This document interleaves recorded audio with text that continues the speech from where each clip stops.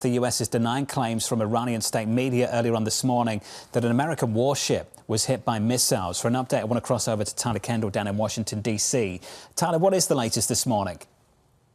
Hey, John, well, you mentioned it there. We got this confirmation from CENTCOM that no American Navy ships have been hit after Iranian state media had reported that there were some strikes. CENTCOM also went on to confirm that so far 2 U.S.-flagged merchant vessels have transited through the Strait of Hormuz. This comes on the heels of President Trump announcing what is being called Operation Freedom to help move vessels through that the president says are neutral. But many shippers have been left without many details, but perhaps this could be a good indication that those efforts are working. In fact, we did get some headlines out of some shippers earlier today saying that they are taking President Trump's efforts into account when they are reviewing their security protocols. Also, though, at the same time, the situation really does remain highly fragile. John, as you well know, earlier today, Iranian state media said that the government had, quote, redefined the control zone in the Strait of Hormuz, appearing to say that they are putting out new maps where they are going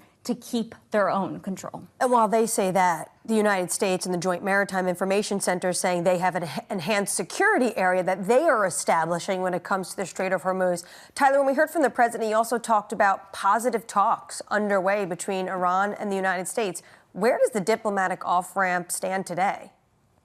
Well, Amory, as you well know, this White House maintains that diplomacy is still going to be a viable option. Iranian state media did report yesterday that Iran was reviewing a U.S. response to its proposal that it had put on the table last week that could see a reopening of the Strait of Hormuz if the U.S. lifts its naval blockade. But importantly, that plan had laid out that Iran wanted to postpone dialogue when it came to its nuclear program, something this White House says is a non-starter. Now, President Trump, importantly, did say that talks were making progress, but he also didn't rule out the potential that we could see further U.S. military strikes, amid reporting that it's something President Trump is seriously considering in a bid to try to get through the gridlock of the negotiations. But Amory, at this point, the administration is saying that they are going with the economic pressure instead of resuming that military campaign. We had the U.S. Treasury Secretary Scott Bessent outlining that the U.S. thinks that Iran is coming close when it does come to its oil storage capacity. In fact, Bloomberg News had reported